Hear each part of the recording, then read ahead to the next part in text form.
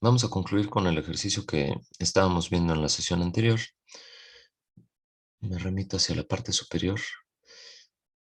Era dada esta curva, esta función vectorial 4 coseno de teta por i más 3 teta por j más 4 seno de teta por k. Ya habíamos obtenido nosotros el vector tangente normal, binormal, la curvatura y su radio, la torsión y su radio. Nos hacía falta la ecuación del plano normal, osculador, rectificador para teta igual a pi. Y lo habíamos hecho únicamente a partir de la longitud de arco. Nosotros hemos calculado la longitud de arco, reescrito nuestra función vectorial en términos de esta longitud de arco y habíamos hecho el cálculo de los vectores hasta eh, la torsión, hasta el radio de torsión. Fue lo último que nosotros hicimos. Ahora vamos a hacerlo a partir del parámetro teta y vamos a conjuntar ya con las dos metodologías a verificar que es exactamente el mismo resultado hacerlo de una u de otra forma. Y vamos a conjuntar al final plano normal, osculador y rectificador para teta igual a pi para las dos metodologías. Y con eso entonces estaremos concluyendo, ¿sale? Entonces, lo único que voy a hacer es copiarme la ecuación nuevamente hacia la parte inferior para que el inciso B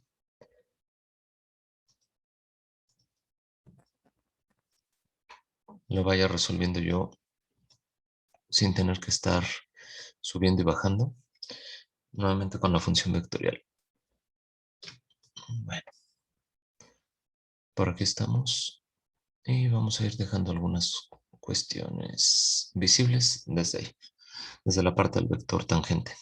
Bueno, el inciso B, entonces lo que me dice es que debo obtener todo, pero a partir ahora de mi ecuación en términos del parámetro, es decir, sin hacer ningún cambio hacia la longitud de arco. Lo que vamos a hacer entonces es obtener en primera instancia la derivada de esta función vectorial para la obtención del vector tangente. Este vector tangente tiene que ser unitario, debo sacar por lo tanto el módulo.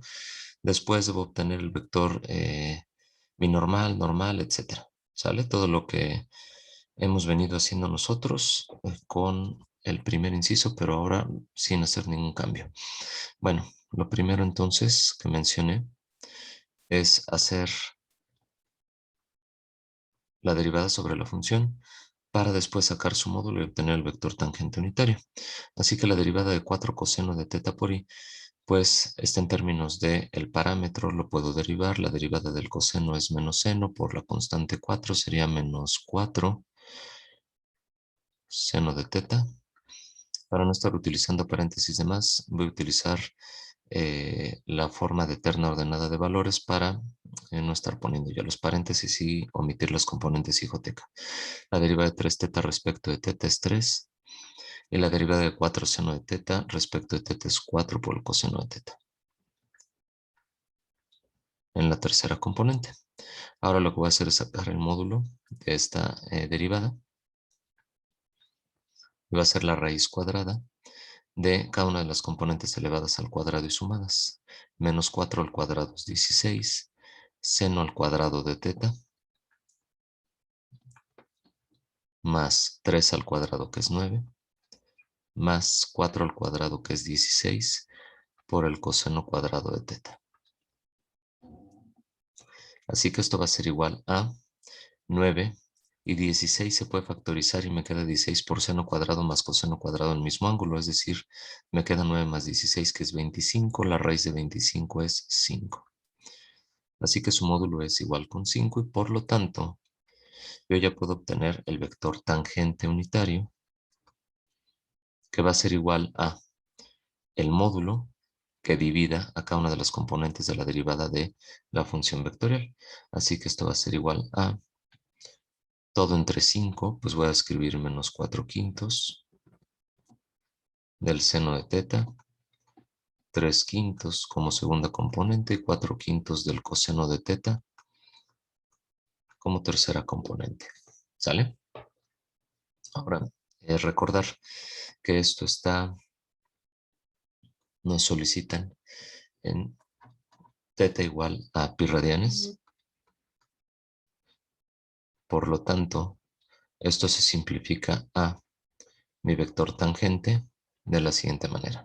El seno de 180 o seno de pi radianes va a ser igual con 0 por menos 4 quintos, 0, coma, 3 quintos como constante en la segunda componente, coma, coseno de 180 grados o coseno de pi radianes sería menos 1 por 4 quintos menos 4 quintos.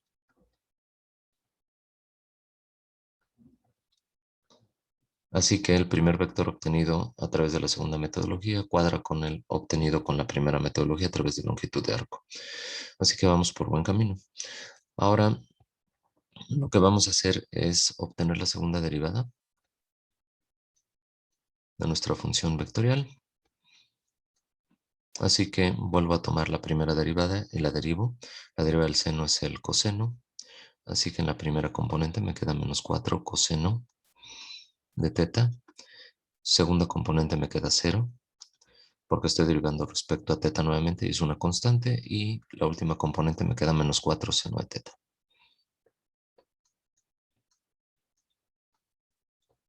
¿Sale? Ahora, esto lo voy a evaluar igual en teta igual a pi radianes para obtener entonces la segunda derivada de nuestra función, pero evaluada ya en pi. Y esto va a ser igual coseno de pi, coseno de 180 menos 1 por 4, 4, coma 0 en la segunda componente y en la tercera componente sería seno de pi, seno de 180, 0, por el menos 4, pues 0. Y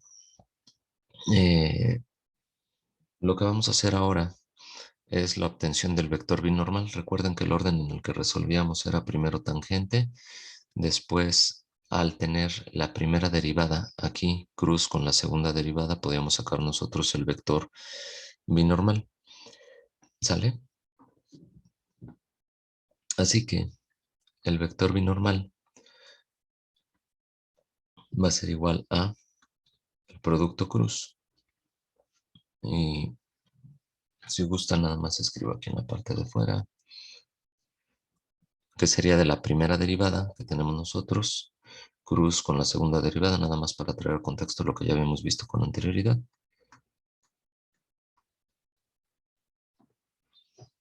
Dejen admito a nuestros compañeros, perdón. Y bueno, ahora sí vamos a poner nosotros en este orden los vectores. No importa que esté considerando yo a los vectores unitarios o no. De todas maneras, el resultado yo puedo simplificarlo y escribir de nueva cuenta un vector unitario binormal sacando al final el módulo y dividiendo el producto cruz entre el módulo. ¿Y a qué voy? Aquí simplemente por espacio dejé muy poco y estar colocando 0,3 quintos y menos 4 quintos me va a costar más trabajo, además de que las operaciones van a ser fraccionarias. Yo puedo escribir 0,3 y menos 4 aquí como parte de la primera derivada, que era lo que habíamos puesto nosotros ya evaluada. Y no estoy haciendo la consideración del módulo. Y hago exactamente lo mismo para la segunda derivada. Considero este vector, aunque no es unitario, no es la segunda derivada unitaria. Tendría que ser el vector y es 4 veces i. Pero no me importa. Yo a final de cuentas puedo sacar aquí el módulo y pues ya con eso saco el vector binormal unitario. Bueno, entonces en i me da 3 por 0 y menos 4 por 0 me da 0. La primera componente. Segunda componente en J me da 0 en la diagonal principal, después menos diagonal inversa. Sería menos 16, que me da más 16, y por el menos de la J, menos 16. Y finalmente en K sería 0 por 0 menos 3 por 4, menos 12.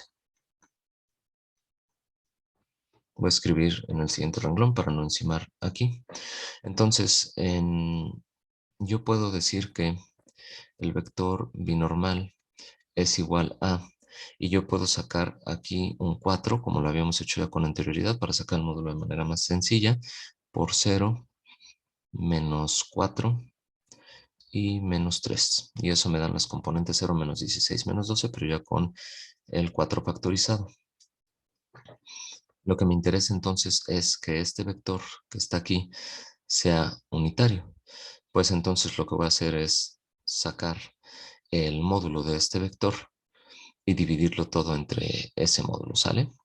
Entonces, en realidad a mí me interesaría ya este otro vector binormal que es el 0, menos 4, menos 3.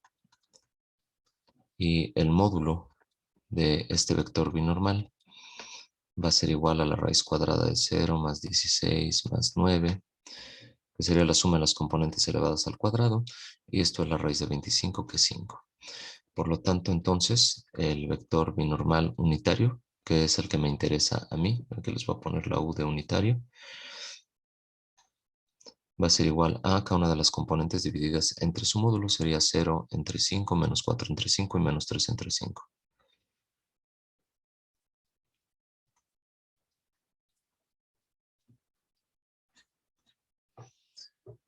¿Y por dónde andabas, binormal? Aquí estabas. Nosotros lo habíamos sacado como el tangente cruz normal a través de la longitud de arco y me da exactamente lo mismo, ¿sale? Ya llevamos tangente, binormal, y ahora lo que puedo hacer es sacar el vector normal, como el vector binormal cruza el vector tangente. Recuerden que si por algo lo hacen al revés, el producto cruz es anticonmutativo, entonces el resultado se estaría obteniendo con signos contrarios al resultado del vector normal. Es decir, estaríamos obteniendo el vector menos i, simplemente cambiamos el producto cruz y ya, ¿no? No hay ningún problema. El producto cruz de orden en caso que nos diera diferente. Bueno, volvemos a sacar nuestro producto cruz con los vectores I, J, K en el primer renglón, después las componentes del vector binormal. Vuelvo a repetir, para no complicarnos, es mejor no manejar las fracciones, manejar las componentes enteras, en este caso esta que tengo aquí, 0, menos 4 y menos 3, y manejar también del vector tangente las componentes enteras, 0, 3, menos 4, y al final de cuentas dividimos nada más entre el módulo de lo que nos queda y sacamos el vector unitario. En I va a ser menos 4 por menos 4, 16, menos diagonal inversa, que sería menos 9, que es más 9. 16 más 9, 25 n. Para J tenemos una columna de ceros, así que el resultado va a ser 0. Cuando hay una columna o un renglón nulo, el resultado del determinante es 0. Y para acá va a ocurrir exactamente lo mismo, 0 por 3 y 0 por menos 4, 0. Así que de este vector, que es 25 veces i, pues nos interesa el módulo, que es 25. Y vamos a dividir todo entre 25, pues entonces el vector normal nos va a quedar el vector i, el vector normal unitario.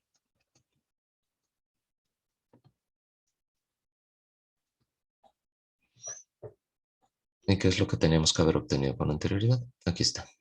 Entonces, bueno, a partir de las dos metodologías, ya hemos demostrado que la obtención de los vectores es exactamente la misma, sin importar si utilizamos a la función vectorial en términos de su parámetro o en términos de la longitud de arco. ¿Hasta aquí alguna duda? No. No, ninguna, profe. Sale, muchas gracias.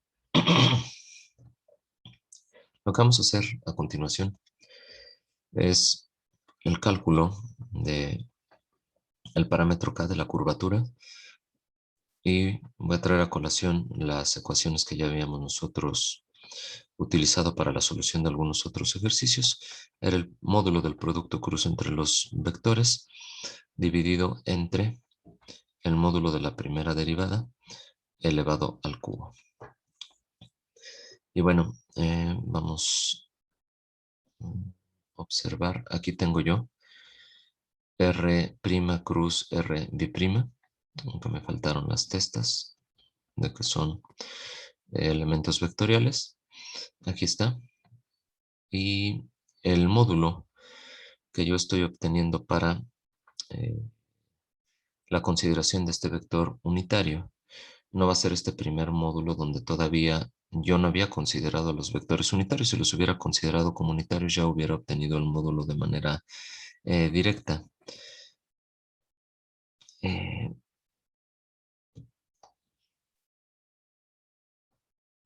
sobre este vector, entonces, lo que voy a hacer es sacar su módulo, pero considerando también al 4 factorizado y el módulo de esto que es 5. Ya habíamos calculado el 5 en la parte de adentro y 4 que lo multiplicaba.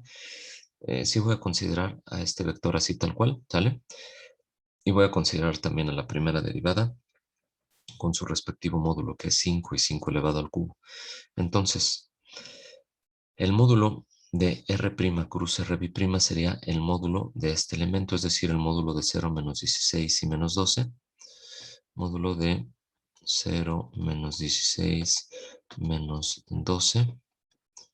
Todo dividido entre el módulo de R', es decir, de la primera derivada elevado al cubo. Eso ya sabíamos que era 5 y elevado al cubo.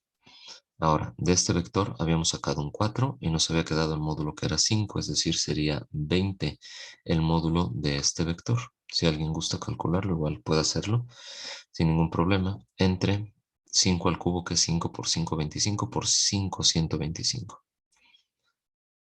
¿Sale? Como esto termina en 0 y en 5, es divisible entre 5. 5 que divida a 20 y a 125 sería 4 25avos. ¿Sale? Entonces, el valor de la curvatura son 4 25avos. Y ahora podemos sacar nosotros, aquí está el valor de la curvatura, nada más para corroborar. 4 25avos. Sabemos nosotros que el valor de ρ del radio de la curvatura es el inverso de K.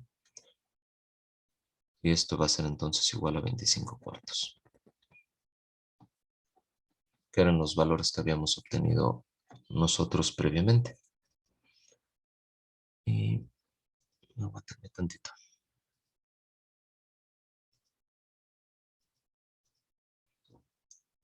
¿Hasta aquí alguna duda con este valor?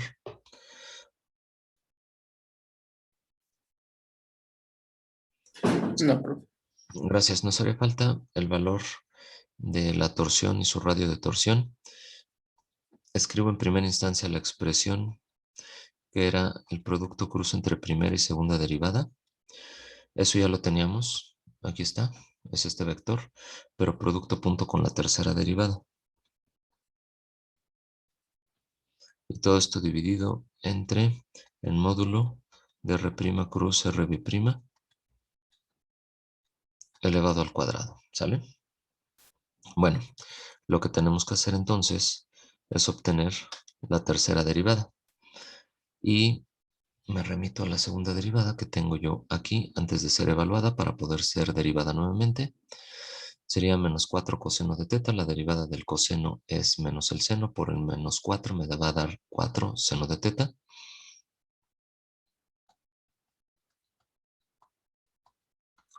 Segunda componente, la derivada de 0 respecto de teta, pues es 0.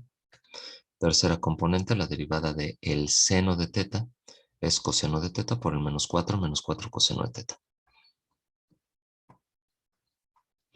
Ahora, esto tiene que ser evaluado en teta igual a pi radianes para poder entonces encontrar la tercera derivada de nuestra función evaluada en el punto de interés, que es cuando teta es igual con pi. Y esto va a ser igual entonces a 4 por el seno de 180, 0. 0 la segunda componente. Y la tercera componente 4 por coseno de pi, que es menos 1 por menos 4, 4. Así que yo ya puedo sustituir este valor 0,04 para hacer el producto cruz, el producto punto, perdón, con el producto cruz de primera y segunda derivada, que era 0, menos 16 y menos 12. Entonces, voy a hacer un poquito para arriba esto, si no, ya me cuesta un poco más de trabajo estar escribiendo en la parte baja de la tableta. La torsión va a ser igual a 0 menos 16 menos 12, que era el producto cruz que tenemos nosotros.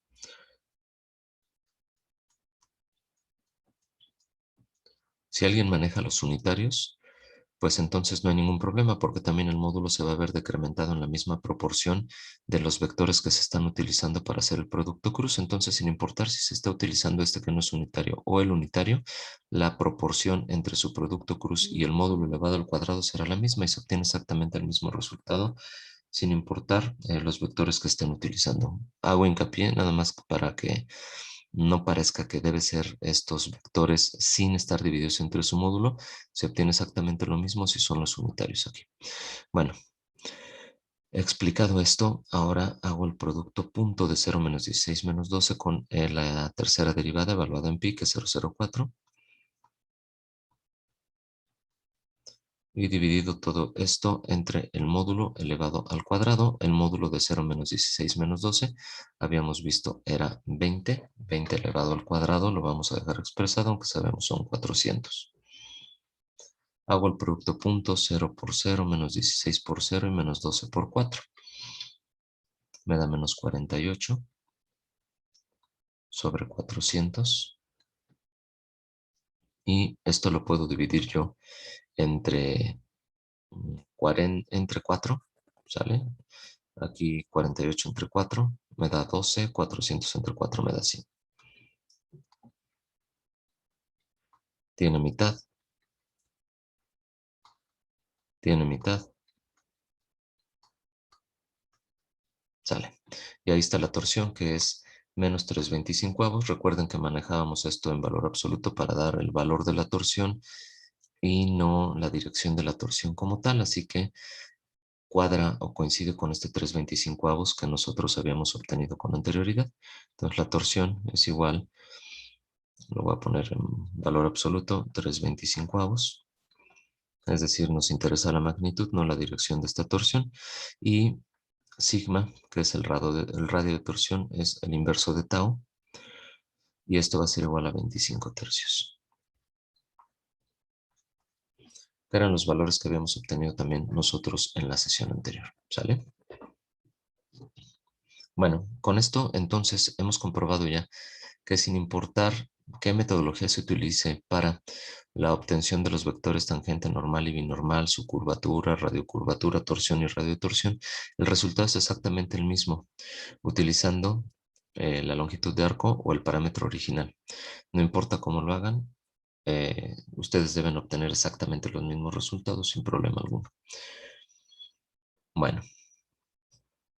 Ya verificando que el resultado fue exactamente el mismo, lo que nos interesa ahora son planos normales, rectificador y osculador, que eso no lo habíamos visto con anterioridad y lo vamos a ver aquí directamente sobre el ejercicio. Plano normal.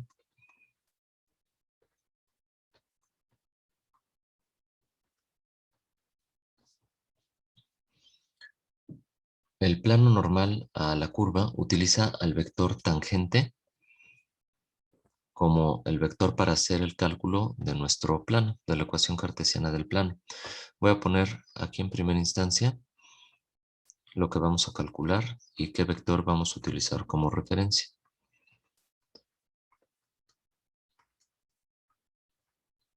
Para el rectificador, nosotros vamos a utilizar el vector normal.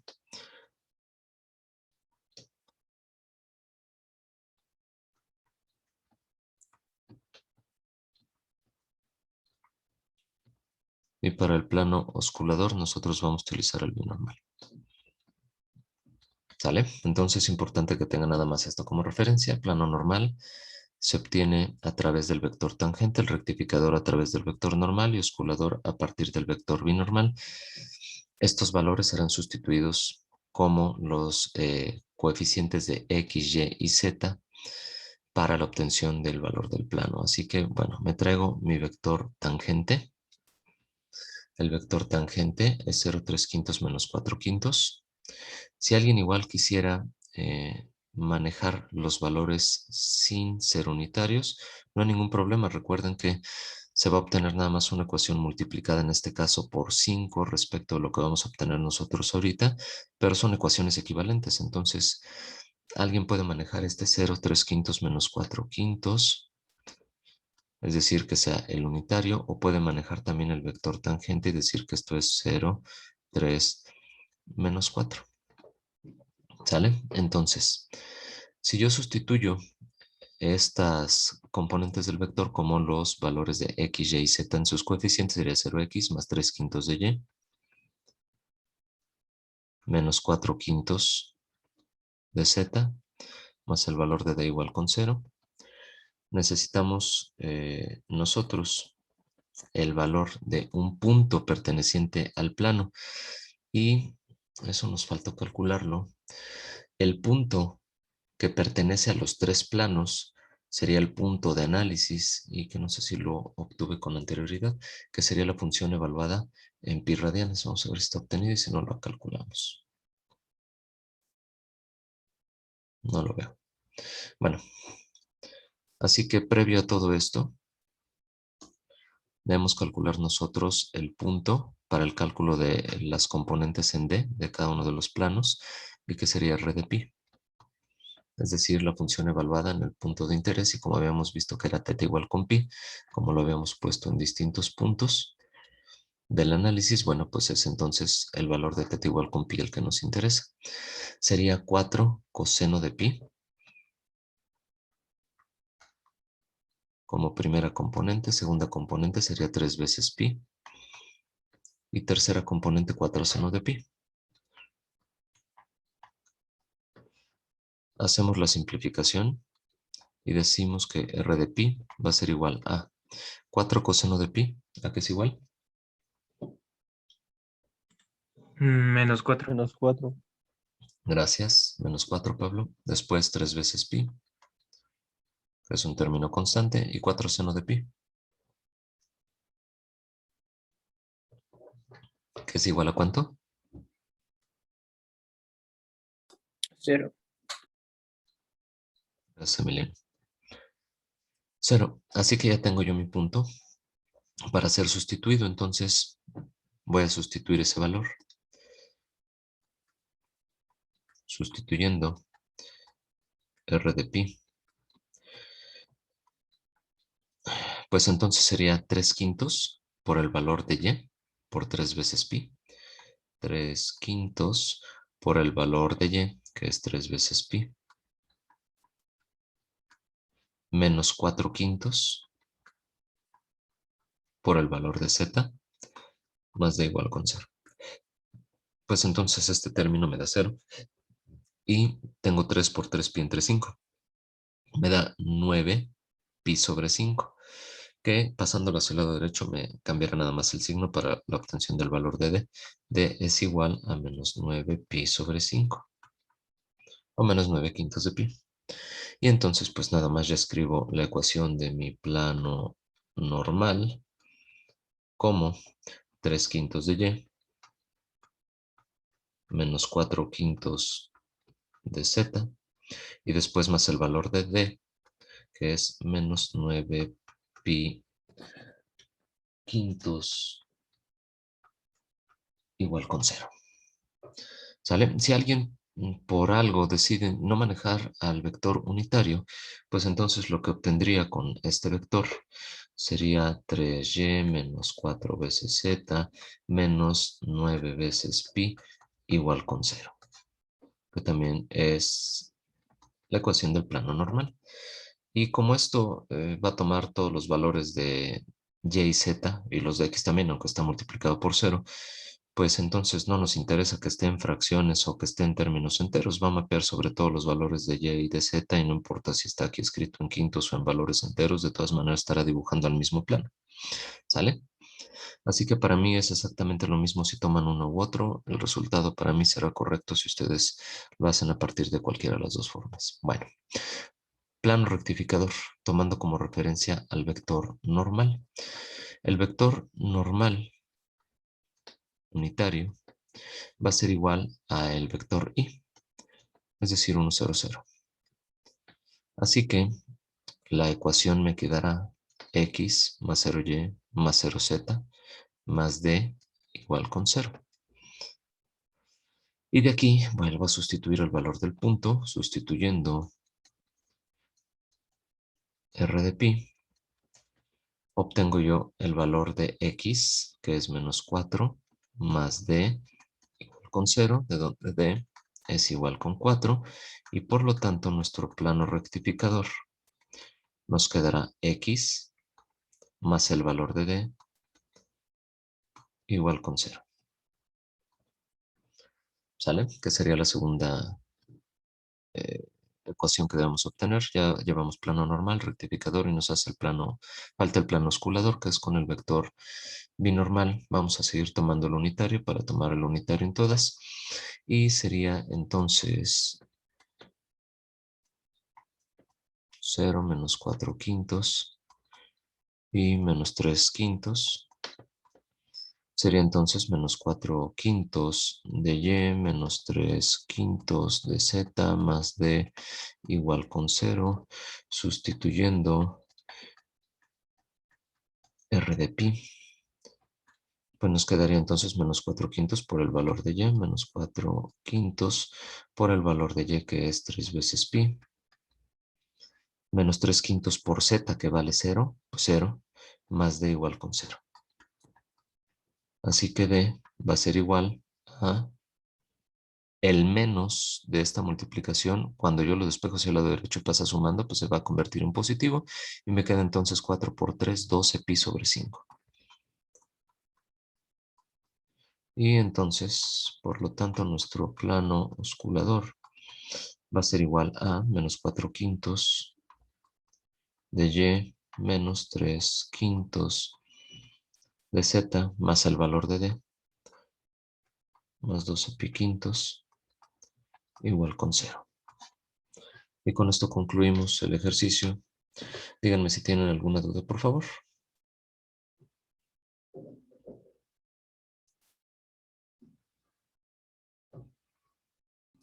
Yo sí, profe. Dime, David. En el normal, bueno, la matriz para hacer los determinantes de n, ¿Aquí? ajá, ¿Cuál es la duda? el vector t, ¿El vector qué, perdón? t, Ajá, el tangente. ¿Ese qué? ajá, porque, bueno, es que no alcanzo a escuchar el por qué agarramos 0, 3 y menos 4. Por simplicidad. En todos los productos cruz que hice, tomé valores enteros por simplicidad. Y volví a hacer hincapié en que si ustedes consideraban a los unitarios, no había ningún problema. Pues ya les quedaba aquí un vector disminuido, en este caso 5 veces, eh, y 4 veces, es decir, 5 por 4, 20 veces, es decir, se estaba obteniendo ya también un vector unitario. Y hubiéramos obtenido este vector 0 menos 4 quintos y menos 3 quintos si hubiéramos tomado nosotros la consideración de 0, 3 quintos menos 4 quintos en la primera componente y en la segunda componente 1, 0, 0. Yo no estoy tomando eso simplemente por simplicidad en las operaciones y que no me queden valores fraccionarios. De todas maneras, al final puedo sacar yo el módulo y sacando el módulo, pues puedo obtener el vector unitario que a mí me interesa, que era este vector dividido entre 20 y que es 0 menos 4 quintos y menos 3 quintos.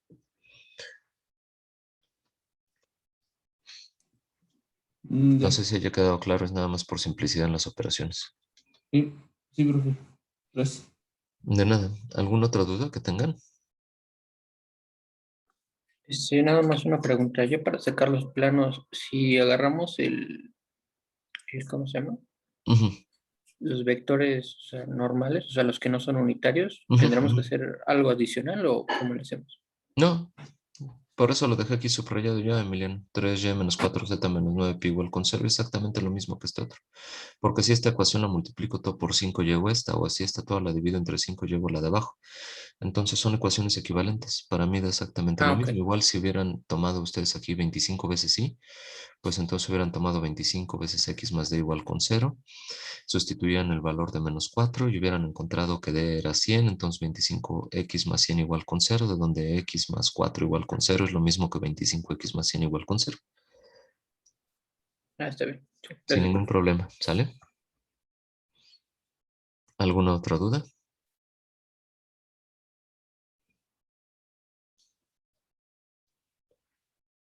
Bueno, vamos a continuar entonces con el, a ver, aquí en el chat.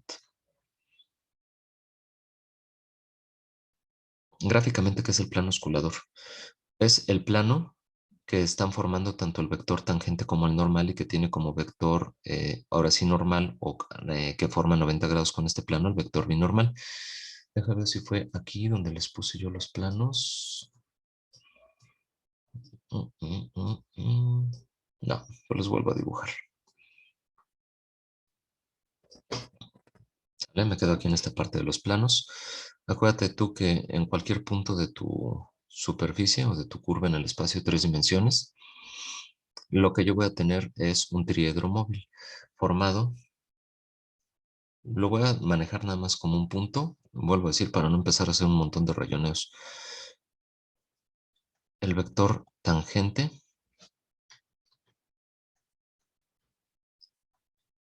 su vector normal y ortogonal a estos dos, el vector binormal. ¿Sale? En todo momento, sobre la superficie o sobre tu curva, sobre lo que tengas, en todo instante de tiempo va viajando este triedro móvil, es decir, estos 3 vectores para el análisis de todos y cada uno de los puntos. ¿Sale? Ahora, borro esta cosa de acá abajo para que me queden nada más los vectores. Cuando yo tengo el plano normal, me dice que su vector a 90 grados, el que lo define, es el vector tangente. Por lo tanto, tanto el plano normal, el vector normal como el vector binormal forman a este plano normal, ¿sale? Plano normal. Y el plano normal está definido entonces por el vector tangente, porque su vector a 90 grados es el que define las componentes de x, y, z en la ecuación cartesiana. Ahora, el plano osculador me dice que el vector binormal es el que forma 90 grados con dicho plano. Así que el vector normal y el vector tangente me estarán formando entonces a mí a mi plano osculador, porque el vector binormal que forma 90 grados con dicho plano es el que me define las componentes de x, y, z en la ecuación cartesiana. Así que el plano osculador está formado por el vector normal y tangente. Y finalmente el plano rectificador, vamos a dibujarlo en otro color. Este plano rectificador, que está formado por el vector binormal y tangente, tiene como vector a 90 grados al vector normal. Por lo tanto, este plano rectificador es el que tiene como vector que lo define el vector normal. Aquí está. Y está formado por los vectores binormal y tangente. ¿Vale? No sé si haya quedado claro con esto. Ok. Sale, gracias a ti, Roberto, por preguntar. ¿Alguna otra duda?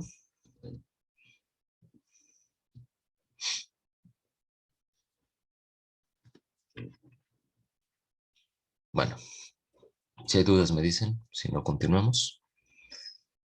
Vamos a ver qué son las coordenadas curvilíneas, cuáles son las principales ecuaciones de transformación y recuerdan que habíamos visto ya el jacobiano nosotros en el capítulo pasado. Vamos a ver su concepto y algunas propiedades, definición de puntos singulares y análisis de coordenadas curvilíneas más usuales que tiene que ver con este mismo concepto de ecuaciones de transformación, pero aquí ya veremos algunos ejercicios directamente sobre el jacobiano. Coordenadas curvilíneas. Permítanme un instante, déjenme echar un trago de agua. Gracias. Dadas estas ecuaciones de transformación, x como una función que depende de v y w, o de 3 variables cualesquiera, lo mismo y, una segunda función distinta a x, que dependa de 3 variables, las mismas 3 variables de x, y lo mismo para z. Así que tanto x como y z dependen de v y w, y además u, v y w son funciones que dependen de x, y z. Estas definirán un sistema de coordenadas curvilíneas cuando el jacobiano sea distinto de cero, es decir, cuando el jacobiano de x y z respecto de v y w sea diferente de cero. Como ya lo habíamos visto el cálculo con anterioridad, traigo a colación nuevamente cómo se calculaba el jacobiano y su respectiva notación, ya sea a través de la j y este cociente de las variables involucradas, o bien la delta asociada a las variables, y lo mismo en el denominador, el delta asociado a las variables respecto a la cual nosotros vamos a estar derivando x, y z. Bueno, esto se puede representar también como el determinante de nabla de x, nabla de y y nabla de z. Y esto desarrollado, recordar que es este vector nabla u operador nabla, sería este vector de derivadas parciales de la literal respecto a cada una de las variables con las cuales se va a estar relacionando. Entonces sería la derivada parcial de x respecto de u, sería la primera variable respecto a las tres de abajo en derivadas parciales. Derivada de x respecto de u, de v y de w es lo que está en el primer renglón. Las derivadas parciales de x respecto a v y w. Segundo renglón va a ser lo mismo para y tercero lo mismo pero para z. Y esto va a estar en un determinante. Ahora, nada más estos son conceptos teóricos y es recordar cómo se hacía el jacobiano. Cálculo de la inversa de un jacobiano o determinar si existe la inversa del mismo. Lo que vamos a hacer es calcular el jacobiano de x y z respecto de w y después vamos a invertir las variables. Ahora va a ser w respecto de x y z. Si nosotros hacemos la multiplicación de estos jacobianos, el resultado tendrá que ser 1. Entonces, el inverso sería este jacobiano, el jacobiano de w respecto de x, y y z. Si llegan a existir, entonces su multiplicación nos va a dar 1. Puntos singulares es donde el jacobiano se anula, es decir, donde el jacobiano de la transformación es igual con 0. Sistemas curvilíneos más usuales. Y esto ya también lo habíamos visto con anterioridad. Aquí viene un resumen, que es lo que yo les voy a subir aquí en las notas, al Classroom.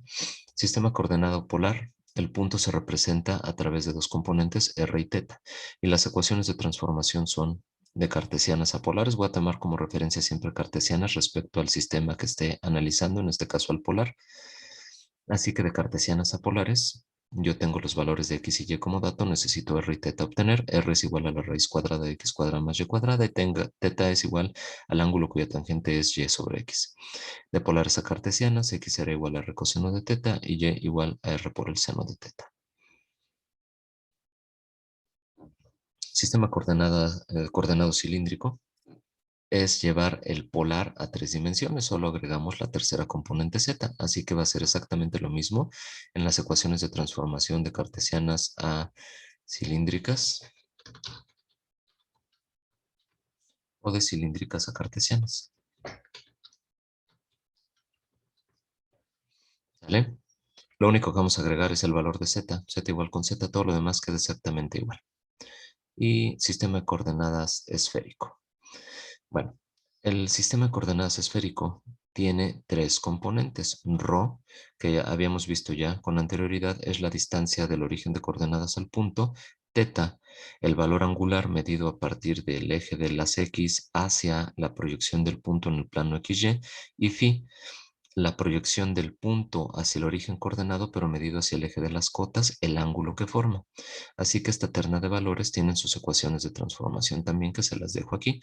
Y habíamos manejado nosotros ya estas en un par de ocasiones. X igual a rho seno de phi coseno de θ, y igual a rho seno de phi seno de θ y z igual a rho coseno de phi.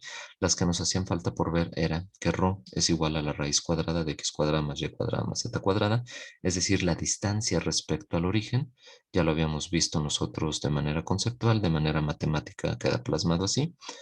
Θ, como es el ángulo medido respecto al eje de las X sobre el plano XY, no cambia respecto a lo que se había visto con anterioridad en polares y en cilíndricas, es el arco tangente de Y sobre X. Y el que no habíamos visto era cómo calcular el valor de phi, que es el ángulo cuyo coseno de z sobre rho, es decir, de z sobre la raíz cuadrada de x cuadrada más y cuadrada más z cuadrada. Bueno. Ahora vamos a ver este siguiente ejercicio y lo vamos a desarrollar.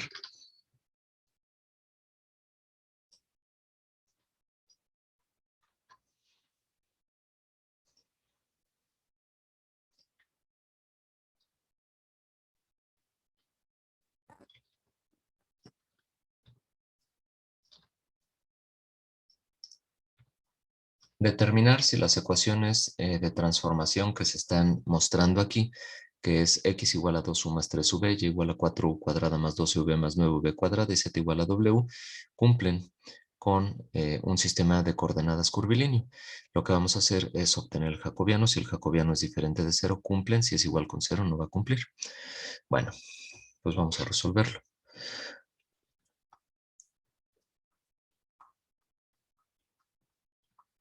Lo que debemos hacer entonces es el cálculo del jacobiano de nuestras variables que definen a la función x, y, z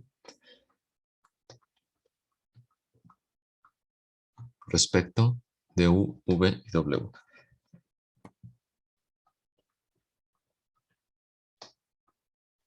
Ahora, esto va a ser igual, como habíamos visto en la definición, al gradiente de x, y, z respectivamente, es decir, al operador nabla aplicado a cada una de las variables, y que de manera desarrollada habíamos visto que eran las derivadas parciales de x respecto a u, p y w. Creo que me va a tardar más en escribir esto.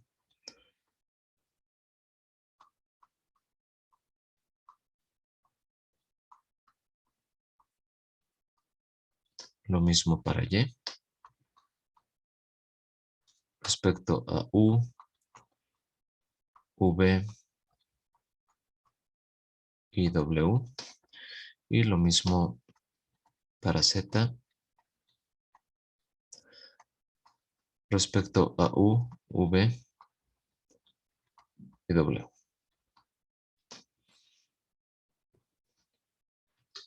Más difícil de escribir esto que de resolver el ejercicio. Estamos ya. Entonces lo que vamos a hacer es derivar de manera parcial a nuestra función, como se indica, a x respecto de u, v y w. Sale. Nos vamos entonces con x. Estamos aquí. A x vamos a derivarlo de manera parcial respecto u, v y w. ¿Cuánto vale la derivada parcial de x respecto a u? 2, 2, 2, perfecto. Respecto a v 3, 3, y respecto a w, 0, 0, sale. Hacemos lo mismo para la segunda función respecto a v y w. ¿Cuánto vale respecto de u? 8u, Sí. ¿Qué más? más Aquí aparece también 12, más 12 12v, v. Creo que dejé poco espacio arriba. Sabemos que es 2, 3 y 0. Ahorita lo reescribo para no estar escribiendo aquí todo apretado. Respecto de v, por favor. Está aquí y acá. Segundo y tercero sumando. 12u, más 18v, Es perfecto esto. Y finalmente respecto de w, 0, sale. Aquí tenemos 2, 3 y 0, nada más para recordar lo que ya habíamos calculado. Y finalmente la deriva parcial de z respecto de u, v y w. Respecto de u, 0, de v 0, también 0. y de w, 1, sale. Pues así de sencillo ya obtuvimos el jacobiano. Ahora lo único que hay que hacer, bueno, son las derivas parciales. Todavía no obtenemos el jacobiano como tal. El jacobiano es realizar nosotros este determinante. Y aquí lo pueden hacer a partir de distintas metodologías. Puede ser cofactores o puede ser Sarrus. Lo voy a hacer por Sarrus por simplicidad, que sería diagonal principal y después las paralelas a la principal. Y después le voy a restar todas las diagonales inversas. Sería esta otra con el elemento que le hace falta para que todas tengan 3 elementos y este elemento con los 2 que le hacen falta para que todos tengan 3 elementos. Bueno, 2 por 12u más 18v y por 1, 2 por 1 es 2, así que 2 va a multiplicar a 12u más 18v. ¿Cuál es el resultado?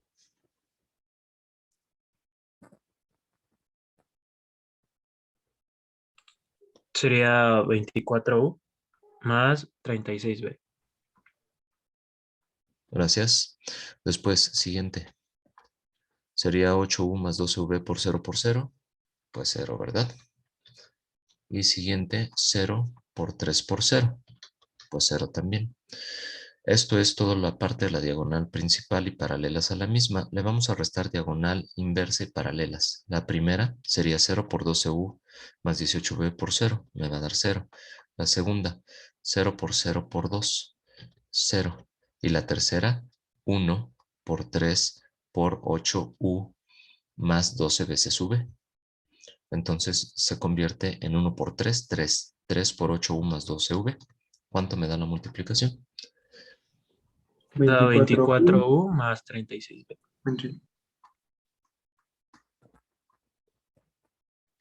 ¿Y cuál es el resultado de este determinante? 0. 0. 0, ¿verdad? Tenemos las mismas componentes que se están sumando y restando. Así que el resultado es 0. ¿Cómo? Esto lo voy a poner ya aquí centrado. Ya terminamos con esto. El jacobiano de mi sistema que yo pretendía fuera de coordenadas curvilíneas de x, y, z respecto de v y w es igual con 0. Entonces no define un sistema coordenado curvilíneo en la transformación. Esta t. T no es un sistema coordenado curvilíneo. ¿Sale? Así de sencillo. ¿Dudas de este ejercicio?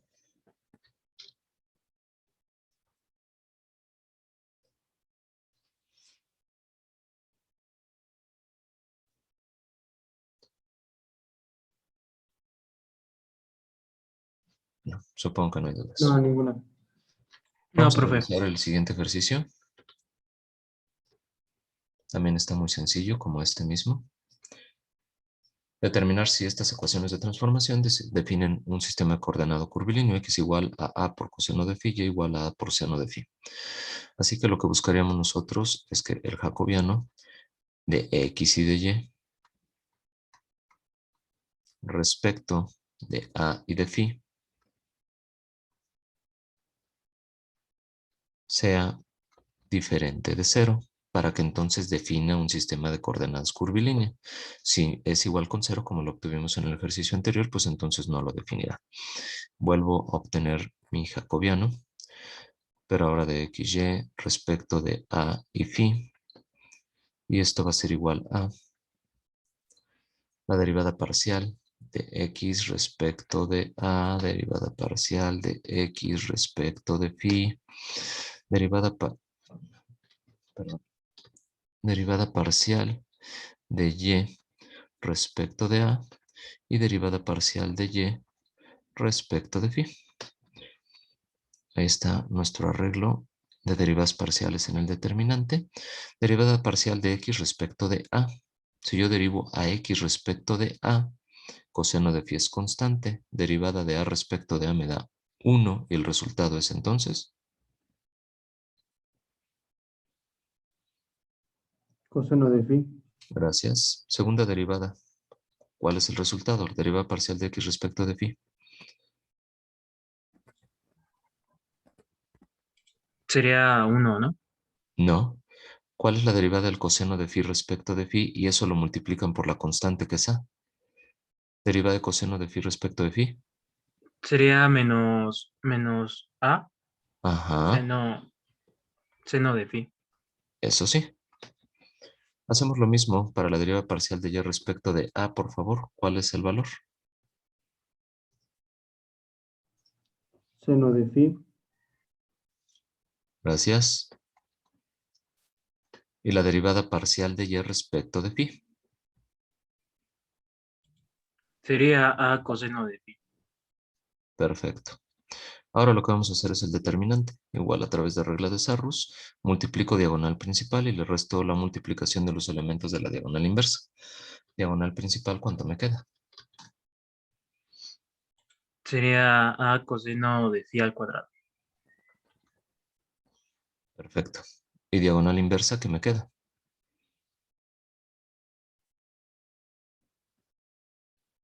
Recordar que Sería estamos... Ajá, sí, menos dime. A seno cuadrado de phi. Pero por el menos de la diagonal inversa. Ah, de acuerdo, sí es pues sería A seno cuadrado de phi. Sale, ya tenemos nuestro determinante calculado. El jacobiano como tal es a coseno cuadrado de phi más a seno cuadrado de phi. ¿Qué hacemos algebraicamente con esta expresión? ¿Podemos factorizar? Ajá. ¿Y qué me queda? Ah, solamente, ¿no? Sí, porque es a por coseno cuadrado de phi más seno cuadrado de phi. ¿Y cuánto vale coseno cuadrado de phi más seno cuadrado de phi? 1. Entonces, ¿cuánto vale el jacobiano? A. Y a es diferente de 0, ¿verdad? Entonces, con esto hemos determinado nosotros que el jacobiano de X y Y respecto de A y Phi es igual con A, es decir, es diferente de 0, y por lo tanto T, la transformación sí es un sistema coordenado curvilíneo. ¿Dudas?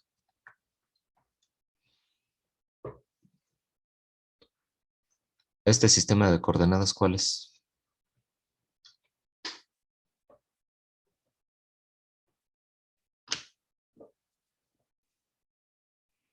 ¿Se parece a alguno de los que vimos con anterioridad?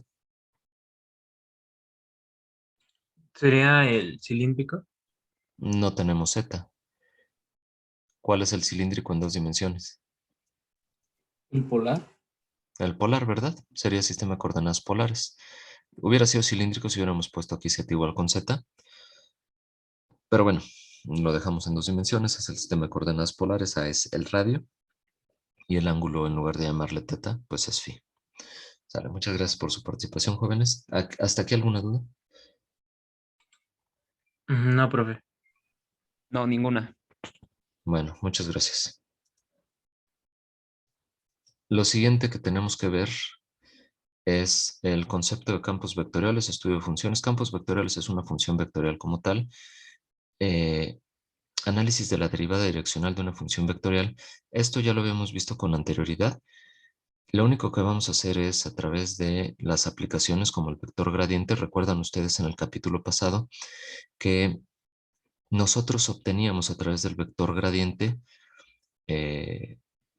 tanto el plano tangente a la superficie como una recta normal. Esas eran las aplicaciones que habíamos visto nosotros. Entonces ahora vamos a ver exactamente lo mismo, pero de manera vectorial y muy rápida. Recuerden que mucho de esto ya lo habíamos visto con anterioridad, no sobre funciones vectoriales, pero sí sobre las superficies. Así que bueno, creo que es más rápido que nosotros entendamos qué debemos hacer, porque ya lo habíamos visto con anterioridad con algunas pequeñas variantes. Vamos a obtener el vector normal a esta superficie. Recuerden que cuando tenemos un solo parámetro, estamos hablando de una curva en el espacio de 3 dimensiones. Cuando tenemos 2 parámetros, estamos hablando de una superficie. ¿Sale? Así que de los ejercicios que habíamos visto con anterioridad, bueno, están en la otra lámina. Teníamos r de teta como función vectorial, pues se trataba de una curva en el espacio tridimensional, ahora se trata de una superficie. Y debemos obtener el vector normal a la superficie, donde u es igual a 2 y b es igual a pi medios, para la superficie u coseno de v por i más u seno de v por j más u por k. ¿Y qué es lo que vamos a estar trabajando?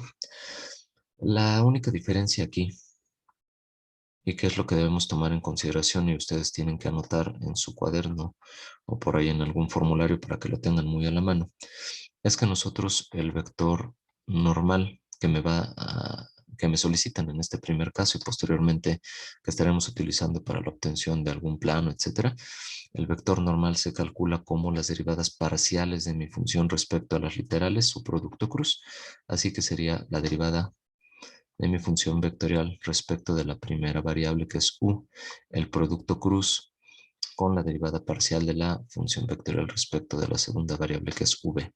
Así vamos a definir nosotros el vector normal. Entonces, el cálculo se limita pues a obtener las derivadas parciales de mi función respecto a cada una de las variables.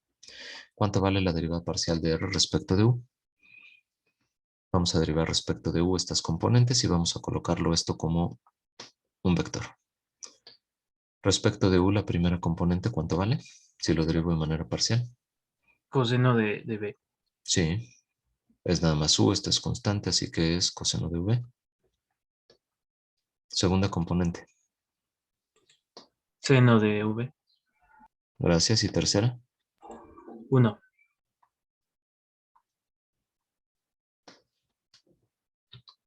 Coseno de v. Sale.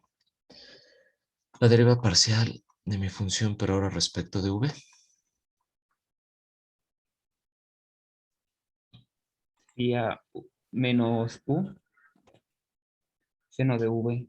Ajá, muy bien. Estoy derivando el coseno, que es menos seno, por la U, que es constante, menos U, seno de V. Luego, Sería U coseno de V, perfecto. Y finalmente, 0. perfecto. ¿Sale? Ahí tenemos entonces ya nuestras derivadas respecto de U y de V. Valdría la pena que para trabajar menos, en lugar de lanzarme a hacer el producto cruz de estos elementos en términos de las funciones trigonométricas seno y coseno, pues yo haga la evaluación donde me lo piden.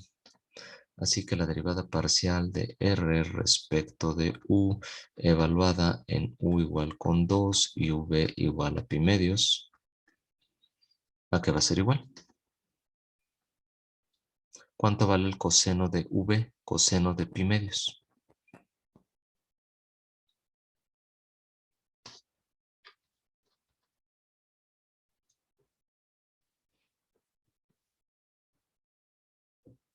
Da 0. Sí, eso tiene que ser de inmediato. Yo he obtenido coseno 90, 0. Seno de 90, ¿cuánto les da? 1. Y esto que es constante, que es un 1 también. La derivada parcial de mi función respecto de V evaluada en U igual con 2 y en V igual a pi medios. ¿A qué va a ser igual? Menos U menos 2 por el seno de 90. Menos 2. ¿Sale? Siguiente componente, U, 2 por el coseno de 90, 2 coseno de 90. 0. Tercera componente, pues 0. Ahora sí, ya el vector normal es igual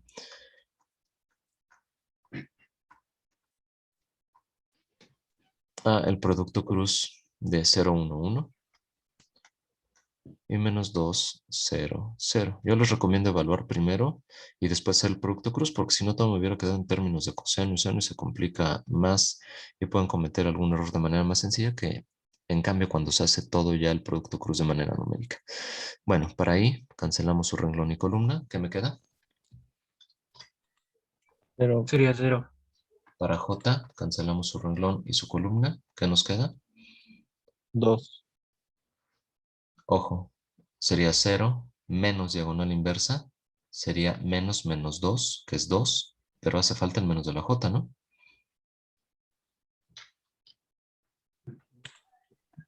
Así que Sí, es sería menos entonces 2. menos 2.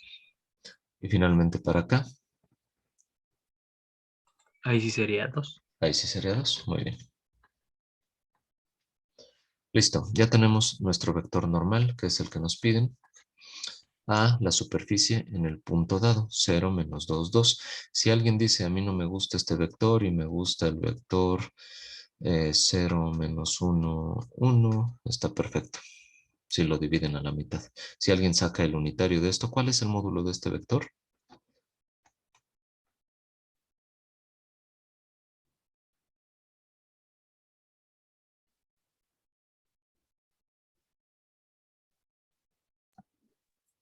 Pues sería el módulo, dijo. Sí, módulo de 0 menos 2, 2. Pues 2, ¿no? No. Bueno, Será la raíz cuadrada de 0 al cuadrado más 2 al cuadrado más 2 al cuadrado. Sería raíz de 8 pues o 2 sería veces la raíz de 8. 2. Sí. Así que si sacamos el unitario, ¿cuál sería? Pues hay que dividir esto entre 2 raíz de 2. Menos 2 entre 2 raíz de 2. Me da 0. Menos 1 sobre la raíz de 2. Y 1 sobre la raíz de 2.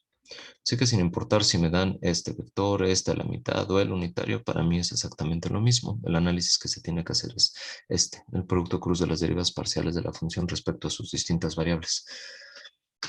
¿Vale? ¿Dudas de este ejercicio?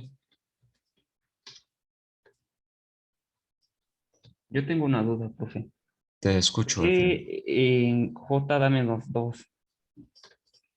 Sí, vuelvo a hacer la operación.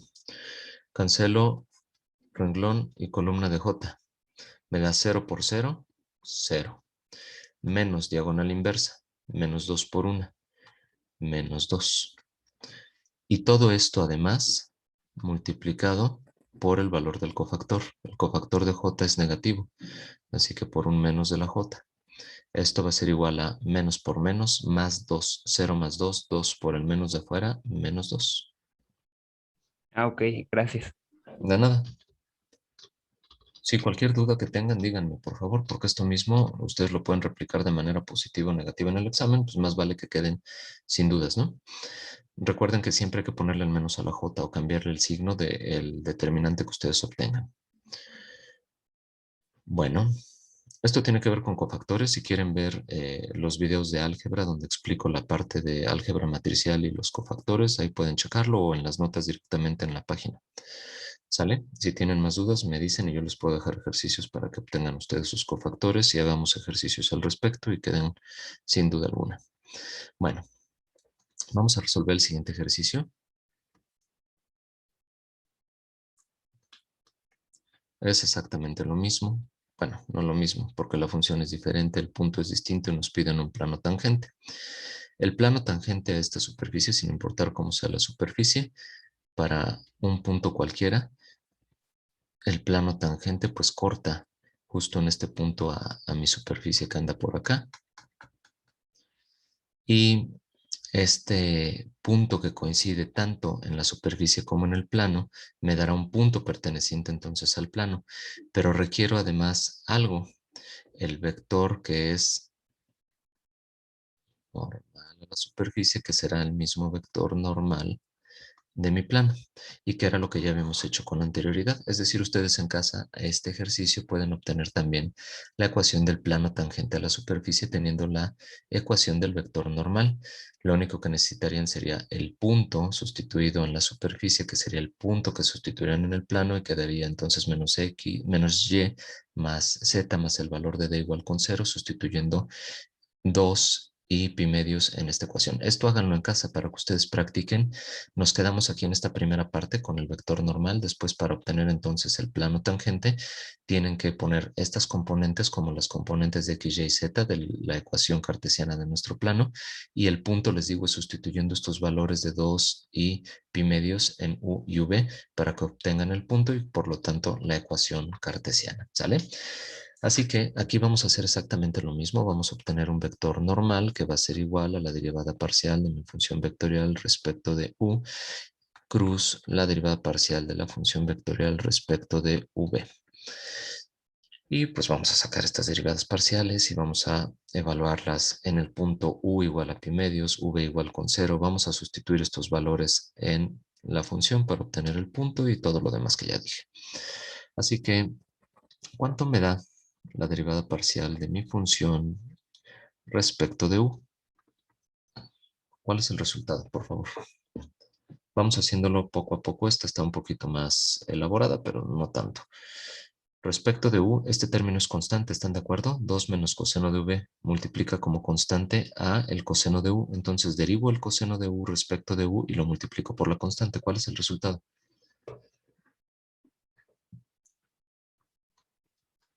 Aquí está la constante. ¿Y la derivada del coseno de u cuál es? Menos seno de u. Menos seno de u. Listo. El menos lo pongo antes y se acabó, ¿no?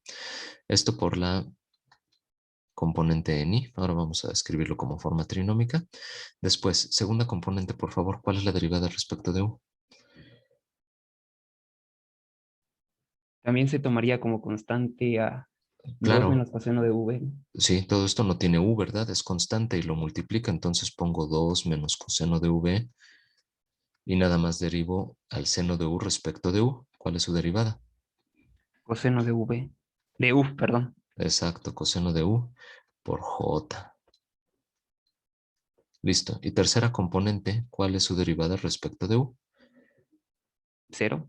Vientos, porque no aparece ninguna u, ¿verdad? 0 por el vector k. Ahora, esto nos conviene ya de una vez, les decía, para manejarlo de manera más sencilla, pues evaluarlo en u igual a pi medios y v igual con 0. Entonces, ¿cuál sería la derivada de mi función respecto de u evaluada en el punto? Vamos a ver, u igual a pi medios, aquí está, seno de pi medios. ¿Cuánto vale el seno de pi medios?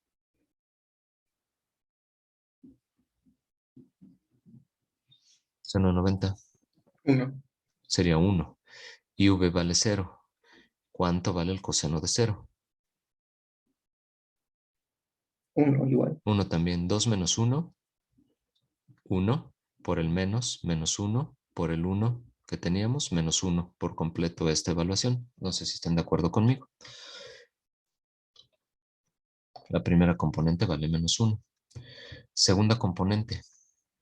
¿Cuánto vale? Vámonos con esta expresión. Coseno de u. Coseno de pi medios. Coseno de 90. 0. 0 por lo que sea, pues me va a dar 0. Y tercera componente ya era 0. Así que es el vector menos i, la derivada de la función respecto de u evaluada en el punto en cuestión. Sale, ya tenemos nuestra primera derivada. La segunda derivada de la función respecto de v, por favor, ayúdenme a calcularla. Ahora respecto de v, esto es constante, coseno de u. ¿Cuál sería entonces la derivada de 2 menos coseno de v respecto de v? Sería 2. No, el 2 es constante. Ese se Sí. cancela. Entonces sería seno. La Coseno derivada de del v. coseno, es menos el seno por el menos de afuera, como decía su compañero de manera correcta. Seno de v por la constante que le multiplica, ¿verdad? Seno de v por la constante que es coseno de u. ¿Sale? ¿Sale? ¿Qué más? Más, bueno, coma, Ajá. seno de v. Es que ahora lo escribimos igual en forma trinómica, para que quede como me lo estabas diciendo. Todo esto por el vector i más entonces, Seno de v. v. ¿Por A la quién? constante. Que sería seno de u, ¿verdad? Todo esto por el El coseno vector de j.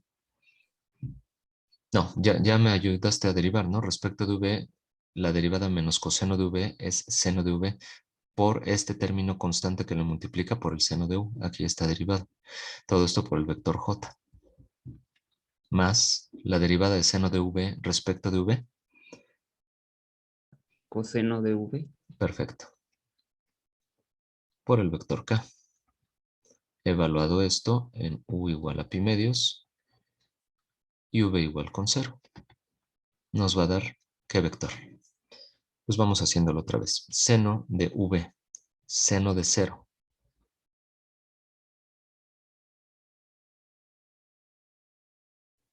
0. Pues entonces este vale 0 y este vale 0, porque aquí aparece seno de 0 en ambas. Entonces ya tenemos las dos primeras componentes libradas, valen 0. La tercera componente, coseno de v, coseno de 0. 0 también. ¿No? 1. No. 1. Coseno de 0 es 1. Bueno, este es el vector k. Yo ya tengo entonces la manera de, a través de mis dos derivadas parciales evaluadas en el punto, obtener el vector normal. El vector normal va a ser igual a el arreglo y j y k. Recuerden que j va multiplicado por menos 1 de menos 1, 0, 0 con 0, 0, 1. Cancelo primer renglón y primera columna. ¿Cuál es el resultado de N? 0. Cancelo primer renglón y segunda columna. ¿Cuál es el resultado? Más 1. Sería menos 1 por el menos, más 1, muy bien.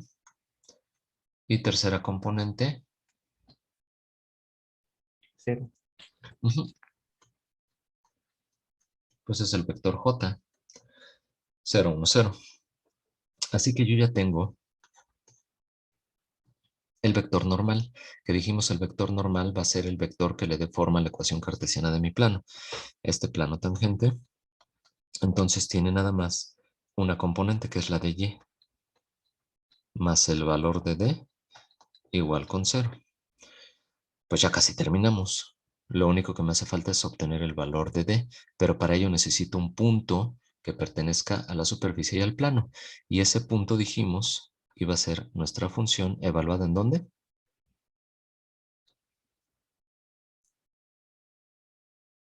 En el punto, ¿no? En u y v. Ajá, Es decir, yo necesito R de pi medios, 0.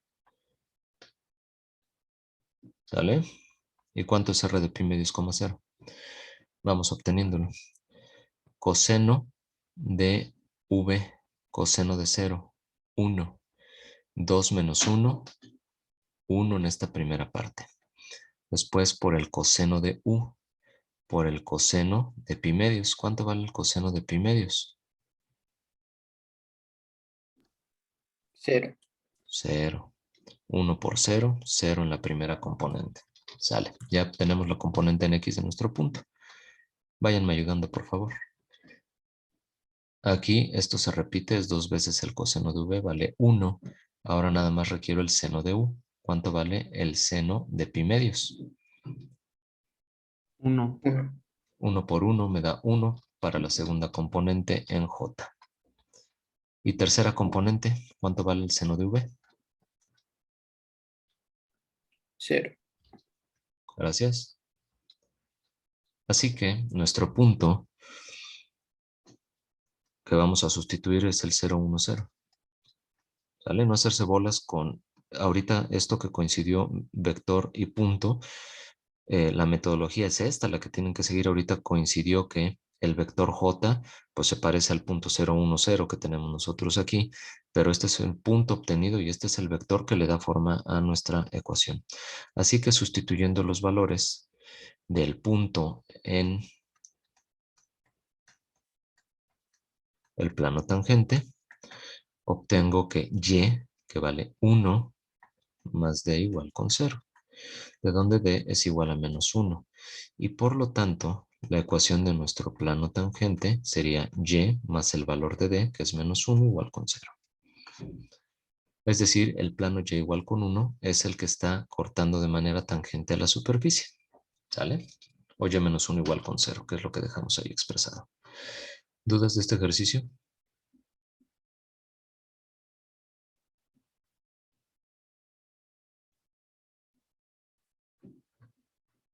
No, ninguna, profe. No.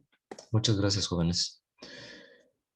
Vamos a continuar con este concepto, que es ya el último subtema de nuestro, o estos conceptos, que es el último subtema ya de nuestro capítulo. Definición del operador nabla. Aquí, como yo supongo que no tenían todavía computadora para escribir la delta, pues escribieron una V. El operador nabla aplicado a funciones escalares y vectoriales, definición de divergencia y rotacional, interpretaciones físicas, conceptos de campo irrotacional y solenoidal, definición de laplaciano, obtención de gradiente, divergencia rotacional y laplaciano en coordenadas curvilíneas ortogonales. Bueno, eso es lo que nos dicen. Ahora vamos a estudiarlo. Cuando en un campo vectorial existe un punto de unión, se dice que este converge. Lo contrario es divergencia de esta función vectorial. Es decir, si los elementos vectoriales de una función confluyen hacia un punto, pues entonces se dice que convergen hacia el punto y la función es convergente. Si de un punto de análisis sobre la función vectorial nosotros encontramos que los elementos vectoriales se desplazan hacia afuera del punto, se dice que diverge entonces. ¿Sale? Bueno, cálculo de la divergencia. Para una función vectorial cualquiera, o también llamado campo vectorial, si nosotros tenemos tres funciones definidas en términos de x, y, z multiplicados por los vectores y j, respectivamente, la divergencia de f se calculará como, es decir, la divergencia de la función vectorial. La derivada de la primera función respecto de x más la derivada de la segunda función respecto de y, más la derivada de la tercera función respecto de z, y esto equivale a que nosotros hagamos el producto punto del operador nabla con la función vectorial. Es equivalente esta segunda parte de la expresión de la divergencia respecto a la primera, son los mismos, son equivalentes, ¿sale? Así que si nosotros analizamos la derivada que nosotros obtengamos de esta primera función respecto a x, aquí son parciales, se me fue la d y no la delta.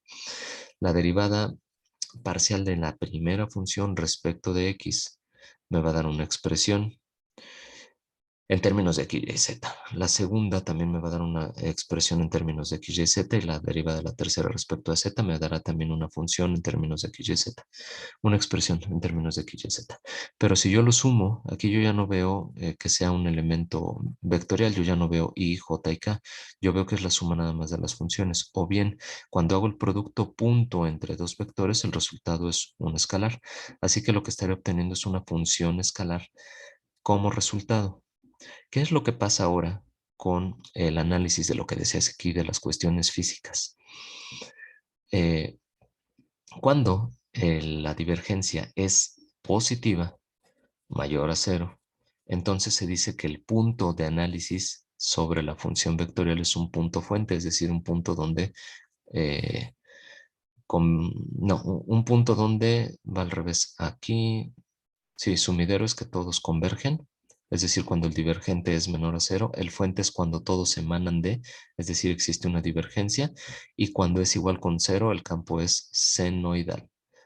Solenoidal, me faltó aquí, le escribí senoidal. Por aquí decía solenoidal. Aquí está, solenoidal.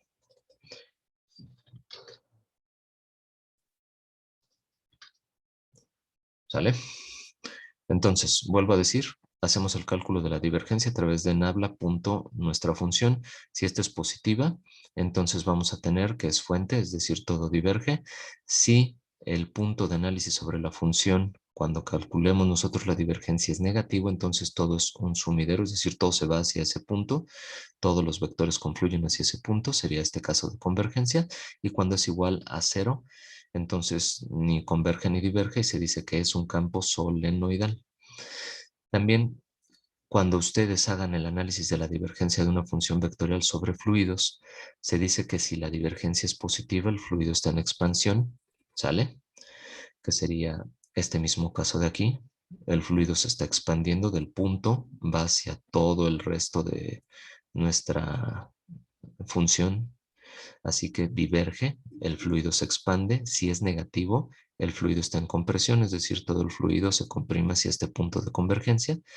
Y si es igual con cero, pues ni se comprime ni se expande. Entonces se dice que el fluido es incompresible, no tiene compresión alguna. Bueno, esta es la parte del análisis físico, la interpretación física sobre la divergencia. La divergencia la vamos a calcular de esta forma. Y vamos a hacer ya un ejercicio como tal respecto a lo que acabamos de ver.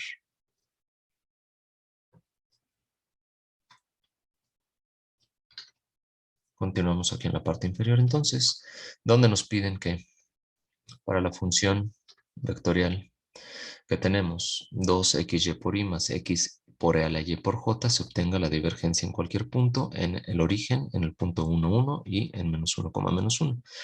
Lo que tenemos que hacer entonces es obtener primero la divergencia, que recuerden es la divergencia de nuestra función o campo vectorial va a ser igual a la derivada parcial de la primera función, es decir, de 2xy de la primera función respecto de x más la derivada parcial de nuestra segunda función, que es x a la y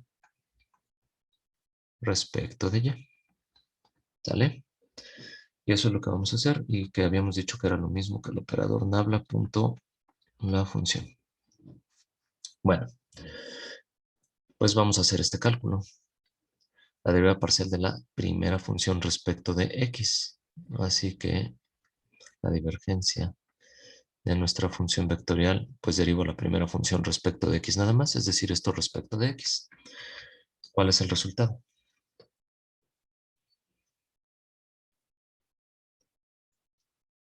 Esto respecto de x. Sí, 2y, gracias. ¿Y la segunda respecto de y?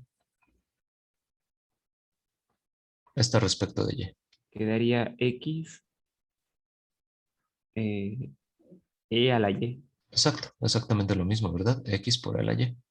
Porque la derivada de a la y respecto de e a la y, de y, perdón, es e a la y. Bueno, pues ya tenemos entonces calculado nuestra divergencia para cualquier punto. Esta es la expresión que me permite calcularlo, así de sencillo. La derivada parcial de la primera función respecto de x, la derivada parcial de la función respecto de y.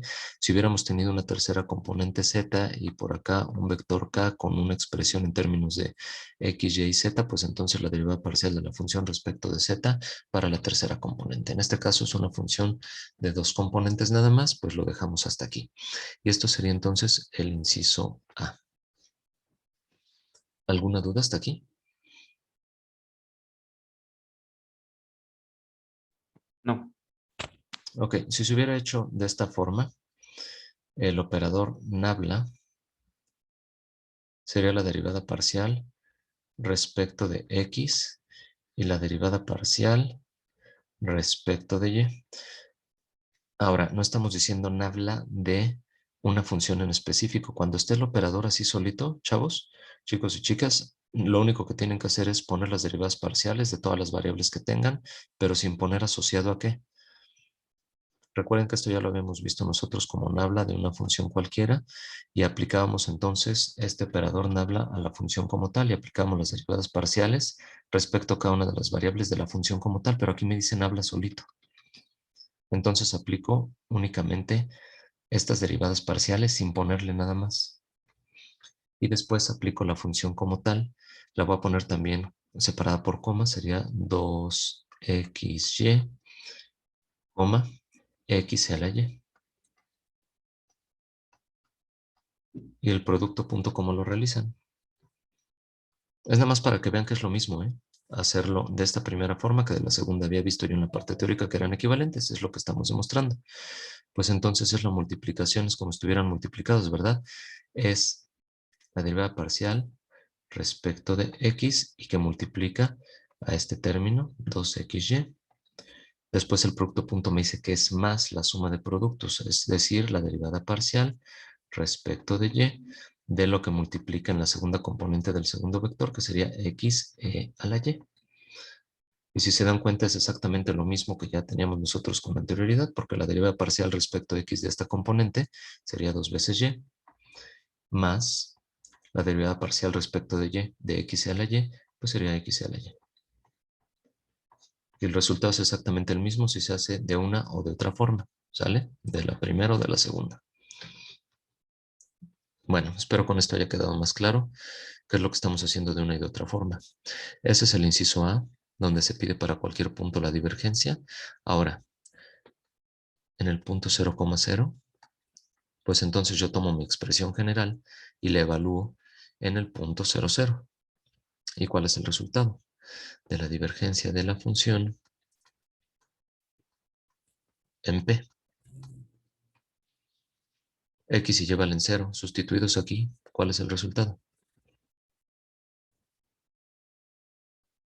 2 por 0 más 0, 0 por ¿no? a la 0. 0, gracias. No son preguntas capciosas, ¿eh? Cuando les pregunto, si lo ven ustedes muy sencillo, contéstenlo así tal cual. Porque es esto sencillo en realidad. Ahora, en el punto Q de coordenadas 1,1, sustituyo y1, x1 y y1. ¿Cuánto me da el resultado? ¿Cuánto vale la divergencia de la función en el punto Q?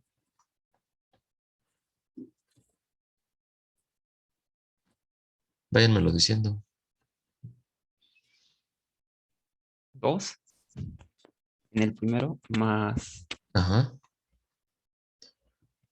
1 por lo que sea, pues escribo ese lo que sea como coeficiente, ya no escribo el 1, escribo la e elevada a la 1. es decir, 2 más e. Y finalmente, en el punto D, en el inciso D, perdón, que es en el punto R, de coordenadas 1, menos 1, menos 1. ¿Cuánto me da entonces la divergencia de la función en R?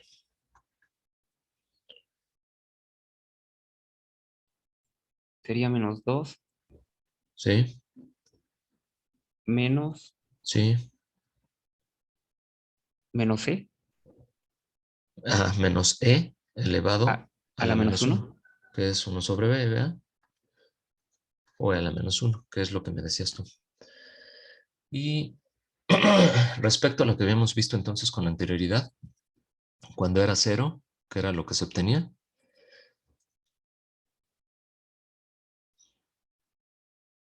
A ver, lo voy a poner aquí en chiquito, abajo.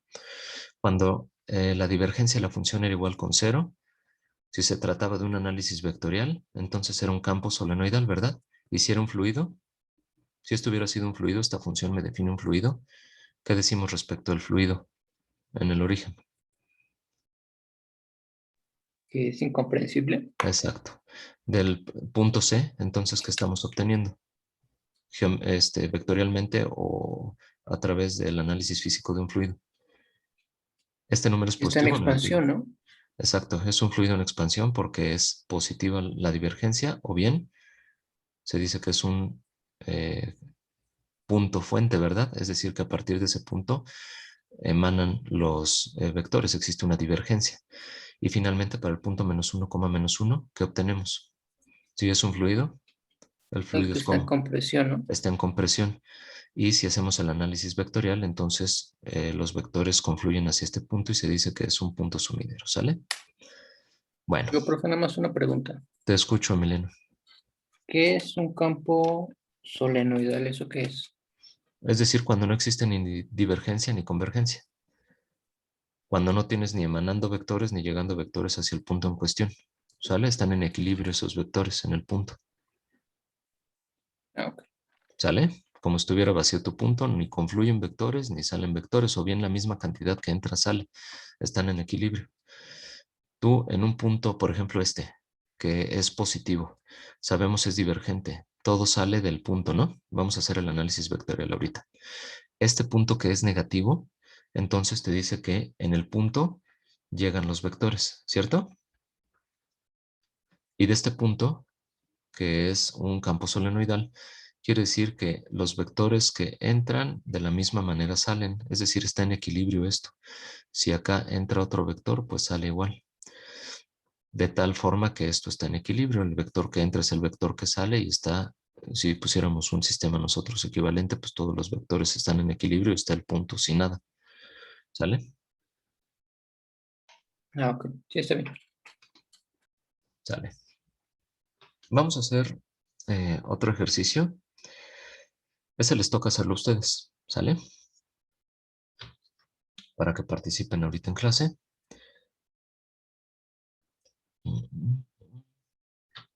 Perdón, no lo copié bien. Ahora sí, ahí va.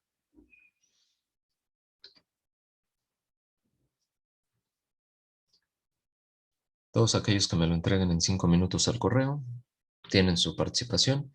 Está muy sencillo determinar el valor de la constante C, de tal forma que esta función en términos de x, y, z, 2x más 3y por y más 4y menos 2z por j más x más c por z por k sea un campo solenoidal. ¿Sale? Es decir, lo que buscamos es que la divergencia de esta función vectorial sea igual a ¿cuánto? Para que sea un campo solenoidal. A cero, ¿no? A 0. Entonces lo que deben hacer es el cálculo de la divergencia de esta función e igualarlo a 0 y ver cuál es el valor de c que me proporciona ese valor. Y ya sabemos cómo calcular la divergencia. La divergencia es las derivadas parciales de cada una de las funciones respecto de x, y, z. Es decir, de esta primera función respecto de x, de la segunda respecto de y de la tercera respecto de z. Sale. Trabájenlo, porfa. Y díganme cuánto vale la constante c.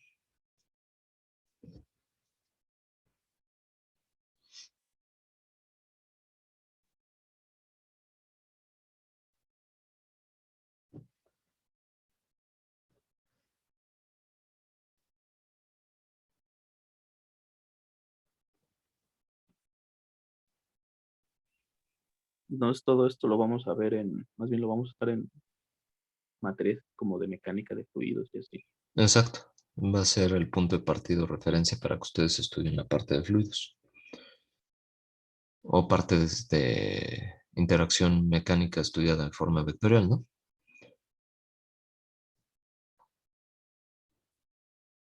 Ok, gracias. Gracias, Sergio, por tu pregunta.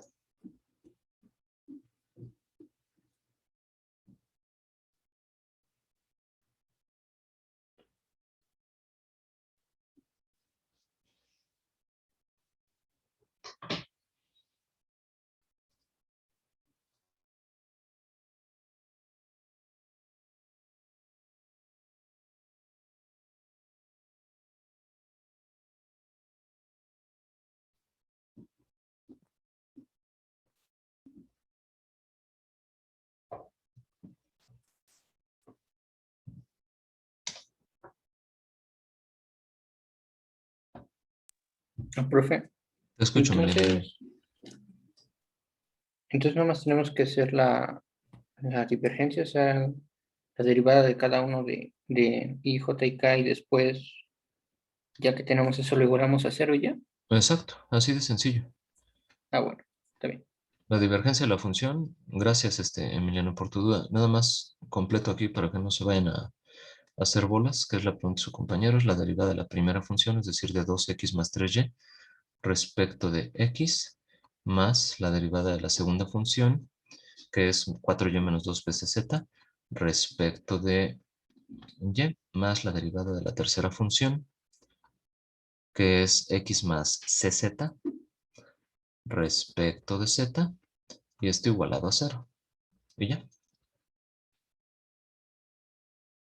Está más apantallador de en realidad lo que es. Se resuelve en 2 pasos.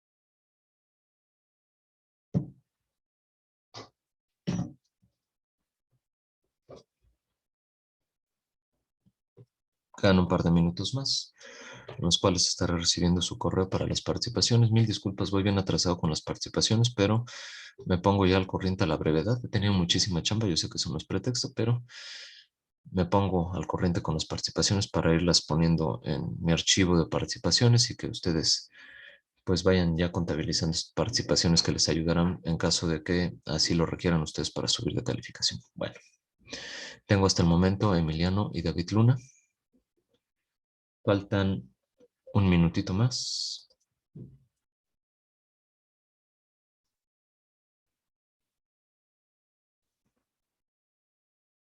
Igual el día de hoy les subo al Classroom sus tareas, que dije iban a hacer un par de tareas y se las voy a dejar las dos para el próximo día martes, ¿sale?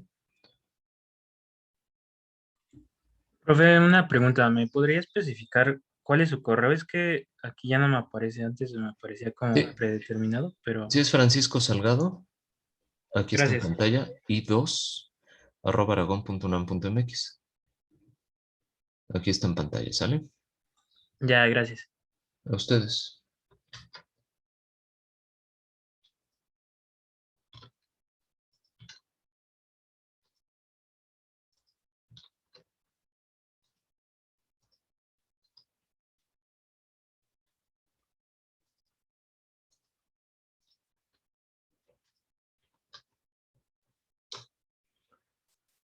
Se los dejo en el chat, igual por si alguien tiene algún problema.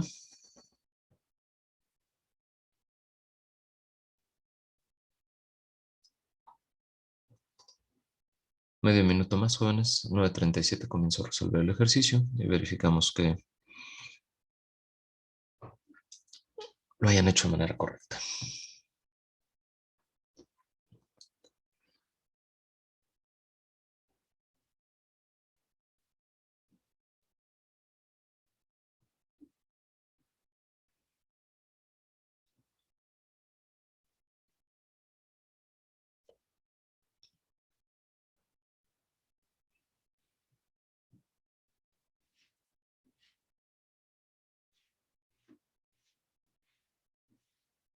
Listo, comenzamos.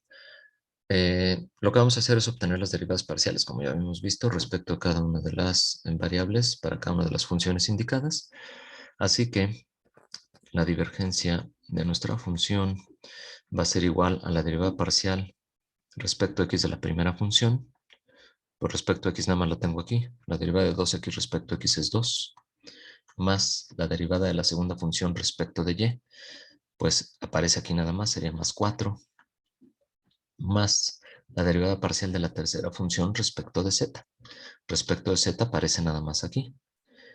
Así que derivo cz respecto de z y me queda c, la constante, como resultado de la derivada respecto de z la tercera función. Y esto es igual con 0 para que el campo sea solenoidal. Así que 2 más 4 es 6 más c igual con 0, de donde c es igual a menos 6. Y con esto terminamos. Ahora, si aquí les hubieran puesto en lugar de campo solenoidal que fuera un punto fuente o un punto sumidero, pues entonces en lugar de plantear nada más la igualdad, plantearían desigualdades. Si les dijeran, si fuera un punto fuente, esto ya es fuera del ejercicio, si fuera un punto fuente, pues entonces yo lo que tendría que plantear es que esto sea positivo, es decir, que 6 más c sea mayor que 0, donde c tiene que ser mayor a menos 6. Si el punto es sumidero, entonces la desigualdad que se plantea es menor a 0, de donde c es menor a menos 6. Y como nos pidieron un campo solenoidal, pues es que sea igual a 0, es decir, que sea igual a menos 6, ¿sale? Así que esto puede tener variantes y les pueden preguntar cualquiera de estas tres. Nos pidieron campo solenoidal, puede ser un punto fuente, un punto sumidero, y entonces, bueno, pues ya, se hace el análisis, ¿sale? ¿Dudas de este ejercicio? No, profe. Sale. Lo que puede tener mayor complejidad es la estructura de las funciones aquí y por lo tanto la solución algebraica, pero en la parte de cálculo pues es esto muy sencillo. Derivar de manera parcial cada una de las funciones respecto a x, y, z, así en el orden, cada una de las funciones como tal.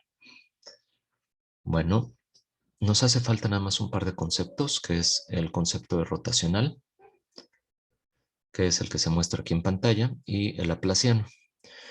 El rotacional indica si en el punto de análisis la rotación que forma el campo alrededor de dicho punto, cómo se está desarrollando. Por ejemplo, este punto en cuestión aquí, cómo alrededor de dicho punto puede o no existir una rotación de los vectores alrededor de dicho punto de análisis, ¿sale? Si el rotacional es igual con 0, pues entonces no se está rotando. Vamos a suponer que sean estos extremos. Aquí no se está rotando, es irrotacional o conservativo, que sería esta primera parte del análisis físico. Si es diferente de 0, vamos a suponer este punto aquí en cuestión, pues entonces se está obteniendo un rotacional, una rotación de vectores alrededor del punto y se llama rotacional o no conservativo. ¿Cómo es que calculamos nosotros el rotacional de una función vectorial? Se va a calcular como nabla cruz f. Entonces, para hacer el producto cruz, sigue siendo lo mismo, vectores i, j, k en el primer renglón, segundo renglón, el operador nabla que ya habíamos visto era poner las derivadas respecto de x, y y z sin nada más en la parte de arriba. Y la función de forma vectorial como f1, f2 y f3, las tres funciones en términos de x, y, z en el tercer renglón. Así de sencillo se calcula también nuestro rotacional. Y lo que vamos a hacer es el siguiente ejercicio. Para practicar, pues ya habíamos visto divergencia, lo vamos a volver a hacer y el rotacional de esta función. Y la voy a pegar aquí en la parte inferior. Entonces, debemos calcular la divergencia y rotacional de la función en términos de x, y, z de 3x cuadrada y por y más 5x z cúbica por j menos y cuadrada por k. ¿Sale?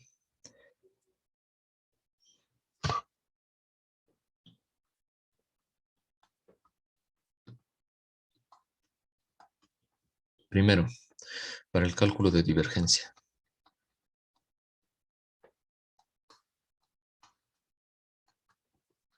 La divergencia de nuestra función vectorial, ¿a qué va a ser igual? Lo acabamos de calcular.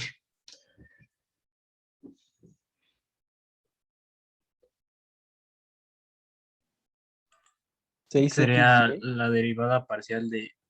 Ah, bueno, ya se lo Ajá, damos no, directo. no, aunque no me den el resultado, explíquenme. Y después el resultado, para que todos Ajá, estemos en el sería mismo la canal. derivada parcial de F1 con Ajá, respecto a X sí, más la derivada parcial con respecto a F2 respecto a Y. Ajá, La derivada parcial de F3 con respecto a Z. perfecto. Ahora sí, ¿cuál es la derivada parcial de la primera función respecto de X? 6X. Sería 6y. 6xy. Sí, Perdón. 6xy, ¿sale? 3 por 2, 6. X a la 2 menos 1 sería a la 1. 6x a la 1 por la constante que es y. 6xy, perfecto. Y después, ¿qué más hacemos? Más 5z cúbica. No, porque la segunda Es con respecto es a Y, pero respecto de sería y. 0. 0. Sí, Y la perdón. tercera respecto de z. Igual 0. Igual sería 0. Sale. Entonces ya calculamos nosotros la divergencia de nuestra función. 6xy es el resultado. Y que dependiendo de los valores que tomen x y y, que van a ser números porque son las componentes de puntos pertenecientes a la función, pues esto me dará un número como tal. Por eso esto se le conoce como funciones escalares y el resultado entonces de la divergencia es una función escalar, una función que me va a dar números, ¿sale? Y a diferencia de la divergencia, el rotacional me va a dar vectores, entonces yo voy a tener una función vectorial como resultado del rotacional, pero eso es lo que vamos a hacer ahorita. Rotacional. Y el rotacional de nuestra función, habíamos visto, era, o es, más bien dicho.